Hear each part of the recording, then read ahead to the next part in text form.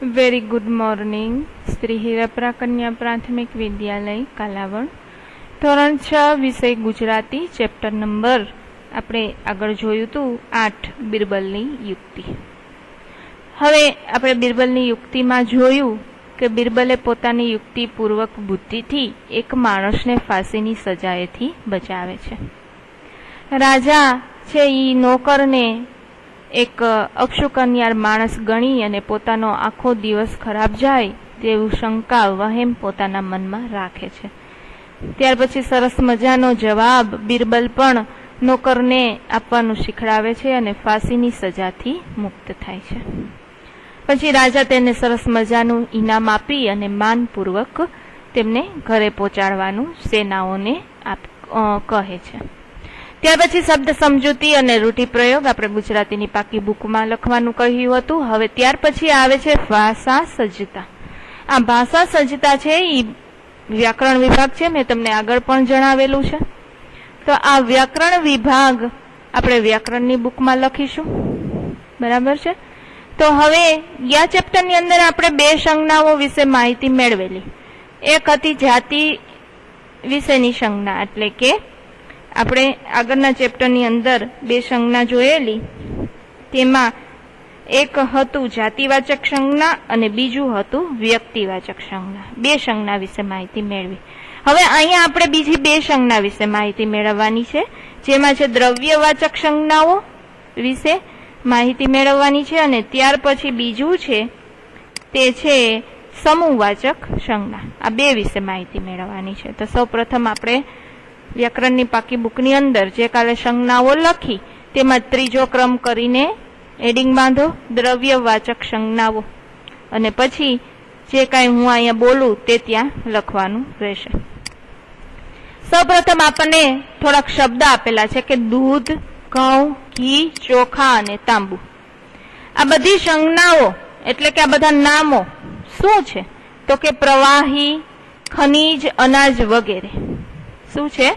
દૂધ છે એ પ્રવાહી છે, ઘી પ્રવાહી છે, ઘઉં છે એ અનાજ, ચોખા એ અનાજ, બરાબર, અને આ તાંબુ છે એ ખનીજ છે.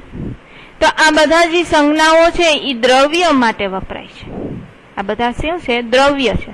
આથી તે શું થયું? દ્રવ્યવાચક સંજ્ઞાઓ. દૂધ છે એ દ્રવ્યમાં લેખાય, ઘી પણ દ્રવ્યમાં લેખાય, કારણ કે તેને આપણે ગણી શકતા નથી એટલે એ દ્રવ્યમાં લેખાશે. ચોખા પણ દ્રવ્યમાં લેખાશે. તો જે આવા બધા શબ્દો હોય તેને આપણે દ્રવ્યવાચક સંજ્ઞાઓ કહેશું. ત્યાર પછી આગળ જોઈએ નંબર 4. કઈ સંજ્ઞા છે? તો છે સમૂહવાચક. જ્યાં એક કરતા વધારે માણસ હોય ત્યાં શું હોય? સમૂહવાચક. નંબર 4 કરીને લખજો, સમૂહવાચક સંજ્ઞા. સમૂહ એટલે કે એક કરતા વધારે વ્યક્તિ જ્યાં જૂથ ભેગું થાય, ઝુમખું ભેગું થાય, સભા ભેગી થાય, ટોળું ભેગું થાય, તેને સમૂહ કહેવાય. તો તે સંજ્ઞાઓને સમૂહવાચક સંજ્ઞા કહે છે. જેમ કે ટોળું, સભા, સરઘસ, સૈન્ય અને ઝુમખું. આ બધામાં એક કરતા વધારે, 2 કરતા વધારે માણસો હોય છે, એટલે કે ટોળું હોય છે, એટલે એને શું કહેવાય? સમૂહ કહેવાય. આ બધી સંજ્ઞાઓ છે એટલે કે આ બધા શબ્દો છે એ અમુક એક સમૂહ માટે વપરાય.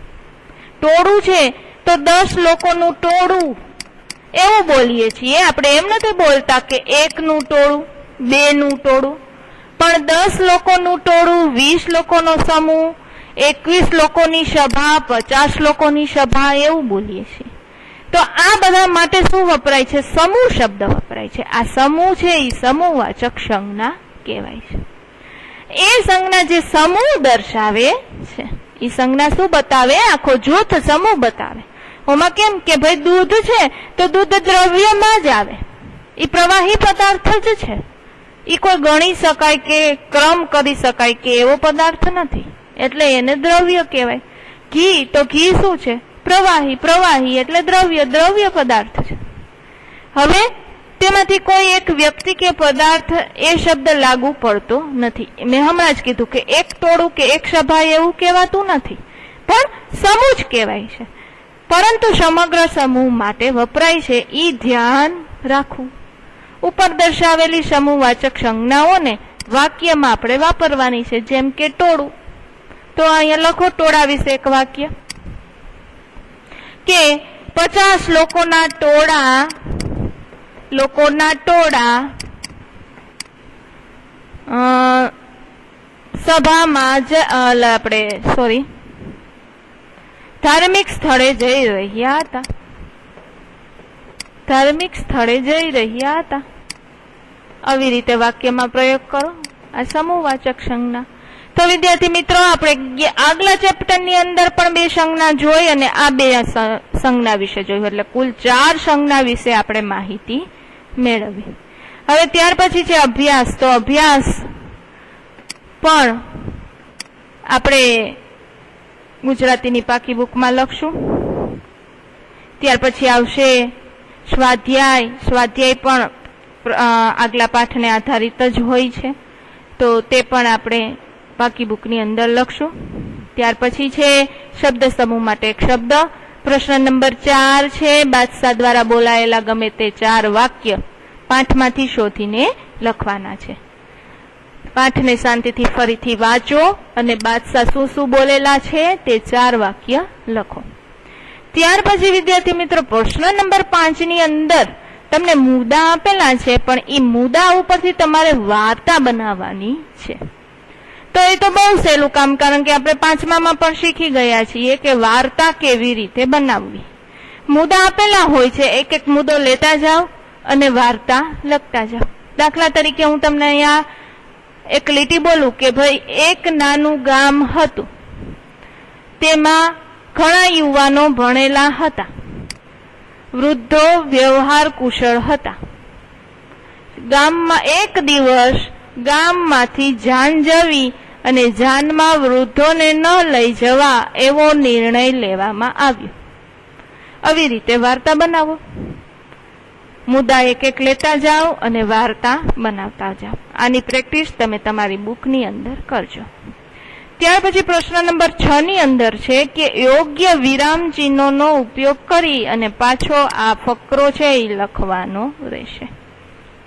તો હું તમને આ ફકરો શીખડાવું કે કેવી રીતે યોગ્ય વિરામ ચિહ્નનો ઉપયોગ કરવો. આપણે જોઈએ ક્યાં ક્યાં વિરામ ચિહ્નનો ઉપયોગ આવશે. બરાબર, તો જોઈએ કે શું કહેવા માંગે છે. પેલા એક એક લીટી વાંચતા જઈએ. થાળ આવ્યો અને રાજા ઊંચે શ્વાસે જમ્યા. જમતા જમતા એ લાલ પીળા થઈ ગયા. હવે થાળ આવ્યો અને રાજા ઊંચે શ્વાસે જમ્યા, ન્યા આવશે પૂર્ણ વિરામ. તે ન્યા એ વાક્ય પૂરું. જમતા જમતા એ લાલ પીળા થઈ ગયા, અહીંયા બીજું વાક્ય પૂરું. એના મનમાં પેલો વહેમ રમ્યો કરતો હતો, અહીંયા આવશે ફૂલ સ્ટોપ, એટલે કે પૂર્ણ વિરામ. અહીંયા વાક્ય પૂરું. એણે હુકમ કર્યો. શું હુકમ કર્યો? અહીંયા આવશે અલ્પ વિરામ. હજી વાક્ય અધૂરું છે, એટલે શું આવશે? ડબલ ઇન્વર્ટેડ કોમા, કારણ કે એનું વાક્ય બોલેલું છે. હજી આગળ શું બોલ્યા? જુઓ પકડી લાવો પેલા અક્ષુ કન્યાને. આજ સવારમાં એનું મોઢું જોયું છે, ત્યારથી જ અપશુ કન્યાળને, અહીંયા આવશે પૂર્ણ વિરામ. આજ સવારમાં જ એનું મોઢું જોયું છે, ત્યારથી આ કમનસીબી ઊભી થઈ છે. અને છે એટલે અહીંયા છે પછી વાક્યને પૂરું કરવું પડે, પાછું બીજું વાક્ય જોડવું પડે. એને કેદમાં પૂરી દો અને સવારે એને ફાંસીએ ચડાવી દેજો. અહીંયા વાક્ય પૂરું કરવું પડે અને અવતરણ ચિહ્ન પણ અહીંયા પૂર્ણ કરવા પડે. તો આ હતો યોગ્ય વિરામ ચિહ્ન મૂકવીને ફકરો પાછીથી બોલવાનું, લખવાનું. હવે અહીંયા આપણું આ ચેપ્ટર પણ પૂર્ણ થાય છે. Thank you.